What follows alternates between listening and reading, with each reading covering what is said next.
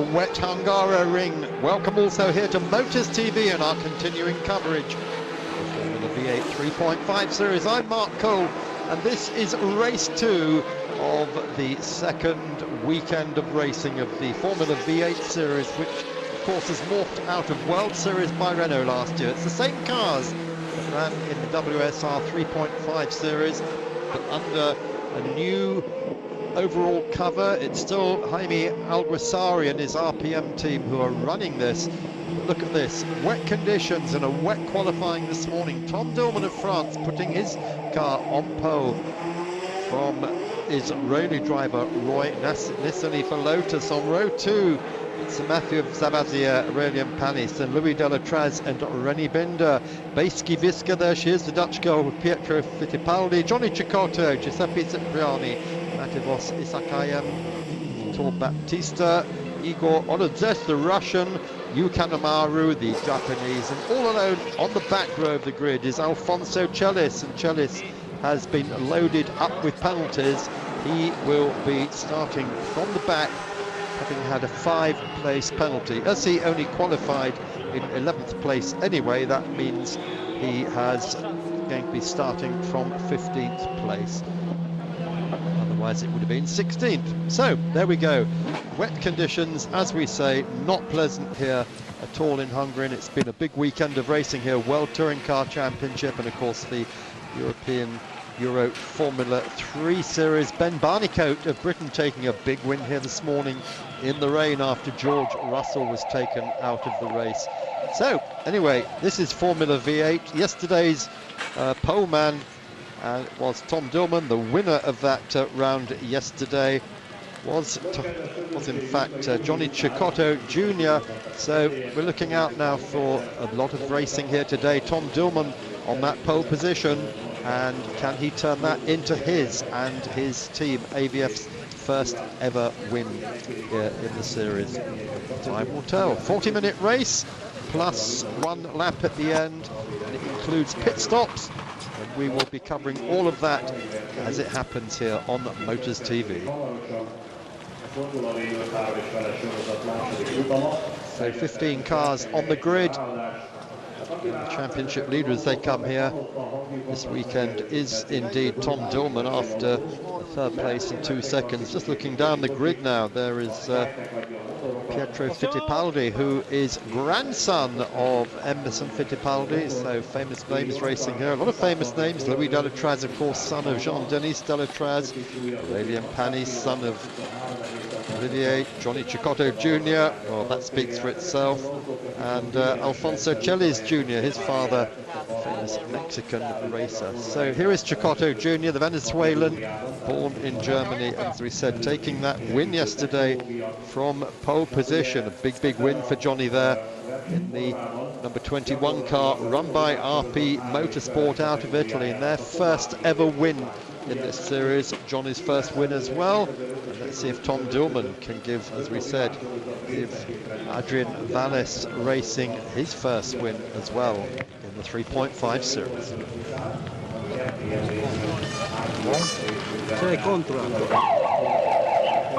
This is the grid then, 1 minute to go. As you can see from the board, we are going to be starting the race behind the safety car, the same as the European Formula 3 race did. If you saw that on Motors today, you'll know just how bad and tricky conditions are around the 4.381 kilometre Hungaroring. This is the circuit close to Budapest, opened in 1986, the first ever Grand Prix to be held behind the Iron Curtain, and it's held that Grand Prix every single year since that 1986. Another look at the grid: Dillman, Nissany, Xavier Panis, Delatraz and Binder.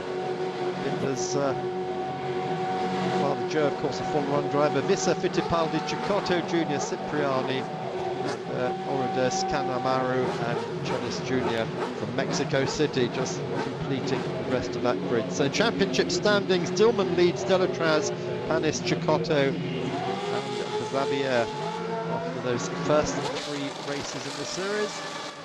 Efficient Magyar Motor Club Marshall's getting the race underway. We've got a problem though, that is the Dutch girl, that is Beisky Visca. Her car will not start. It's a big problem for the Thierry Martin car, team run by Matteo Martin together with Emilio Di Biotta. So the 21-year-old Dutch girl is not going anywhere at the moment. The car has refused to fire up on the dummy grid, and as you've heard, we are going to start the race under the safety car. Race director will decide how many laps they can do before he decides it can go green. So just going around this beautiful circuit, great facility in this valley, close to the capital city. Just a stone's throw from the Danube, and the dual carriageway that goes past the circuit is connected to the circuit by a lovely straight avenue, which the Hungarians very cleverly named Bernie Boulevard. Well, there is Weisker. She's been pushed back into the Parc Fermé, car refusing to turn up, as you can see conditions really bad here behind the safety cars. They go down the hill through turns 4, 5, that chicane which is 6 and 7, and then start to wind their way back up the hill again. Well, Lisa's team running down to see if they can get her fired up. Don't think there's much chance of that at the moment though. Still behind the safety car then. Come up to pushed up behind, and we are hearing from the race director that they are going to run at least 2, maybe 3 laps behind the safety cars. They come through the chicane, turns 6 and 7, through Bataille 9, up the hill then to 10, 11, 12, and then the Serpentine 12, 13 and 14, which brings them back onto the start straight. The big news in Hungary, of course, not only that the Hungarian Grand Prix has just had another 5 years added to its duration, so it's confirmed now till 2026. It's one of the few Grand Prix circuits that's been making a lot of money, and that money was invested in an entire new track surface over the winter and the spring, and yesterday that produced record times in the dry, but none of that today. And in fact, it might actually go against that today, because the water will have washed all the rubber of the last few days off it, and we've now really back to how the circuit was when the new surface was laid. This is turn 14 then, where the pit lane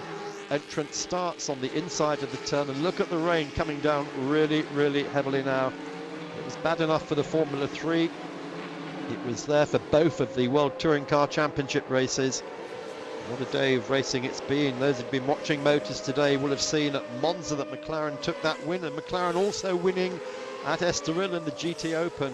But the Blancpain Endurance Series in Monza, the 3-hour race, that was the really big one, and congratulations to Rob Bell and to Shane van Gisbergen for a great win from Mercedes by less than 1 second after 3 hours racing. Let's hope we have the same here. The Volvo pace car is still circulating as they come downhill through turns 2 and then into 3. Great overtaking point here. If you can get the switch back, get your car on the outside as you go around here, you're ready lined up then for turn 3, which plunges down the hill into the valley. Big crowd here for the World Touring Cars, and a lot of them coming to see Norby Michelitz, of course, Hungarian World Touring Car Championship racer. We're told 50,000 people have been here over the weekend. I can well believe it when you look at the packed grandstands. Yellow flags still waving then to indicate we are still under safety car. Coming up to complete 1.5 laps.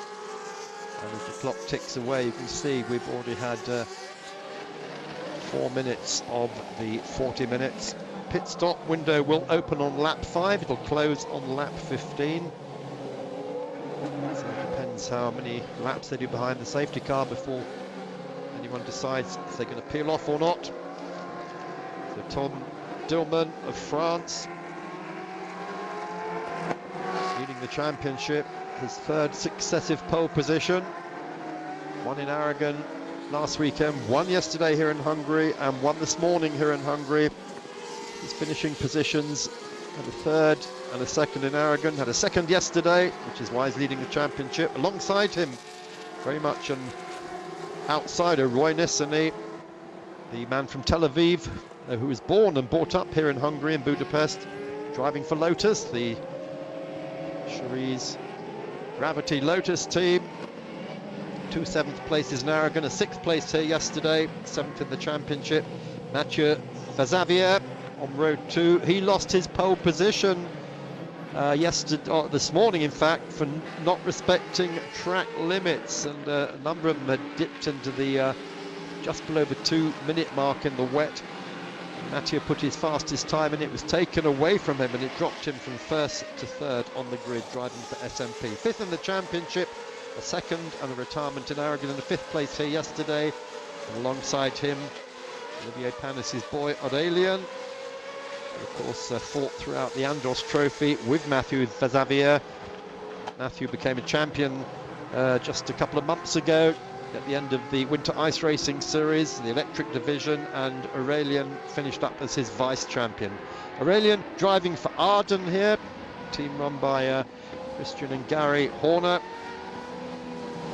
From France, from Grenoble. Mathieu is from Limoges. They're both 21 years old, and Panis has had one win. It was in Aragon, a fifth, a win, and a fourth here yesterday, third in the championship.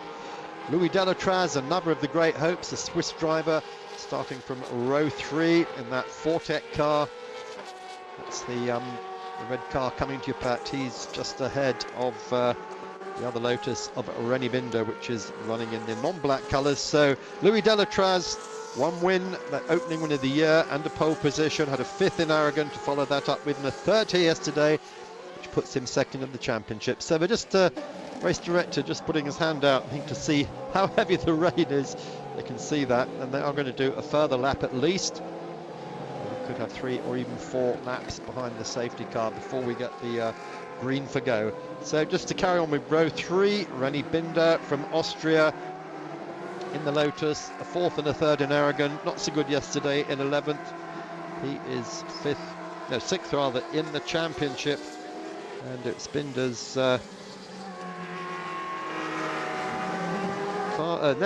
uncle rather, Hans Binder, who raced in Formula 1, 24 years old, from Innsbruck. And behind them we just saw Bicycle Visa pushed off the grid, so Pietro Fittipaldi, nephew, grandson of Emerson rather, driving for Fortec also, as is Louis Delatraz. He's from Brazil, of course, although born in Miami. 11th and 9th in Aragon, and 11th yesterday, so he's way down the orders in championship 11th. Johnny Chicotto Jr. from Venezuela, driving for RPM. The safety car still stays out, so we are going to have at least 4 laps behind it. Very frustrating for these young drivers, but of course many of them haven't driven these cars in the rain, and certainly all the testing this winter has been in excellent weather. So Johnny Chicotto Jr., son of the BMW touring car star, he's 26 years old, from Augsburg in Germany, although he still carries the colours of Venezuela, and those listening to our coverage yesterday will have heard just how long that Venezuelan national anthem is. Next to him, Giuseppe Cipriani, Italian restaurateur from Venice. Cipriani is, of course, a very famous name in the world of food. He's driving for Durango, championship place 14, penultimate man on the chart. 2 13th places in retirement, so not a great season for the gentleman driver at the moment. Russian Mativos Isaacyan, driving for SMP. He's on row 6, 13th in the championship, the 12th or 10th in retirement. And Brazil's Vitor Baptista for RPM next to him, 12th in the championship after an 8th, 11th and a 10th. Igor Oruzhev, the Russian, driving for Arden. Great things were expected of him. Pole position for the first race of the year, but unfortunately went off on the opening lap, so he's had a retirement and a 14th in an Aragon, and another retirement yesterday put the car off into the gravel, so he is last in the championship at the moment. Alongside him, Japan's Yu Kanemaru, driving for Tio Martin, 8th in the championship. And then behind both of those, all alone on the final row, Alfonso Celis Jr., the Mexican, driving for AVF. And Alfonso, 2 incidents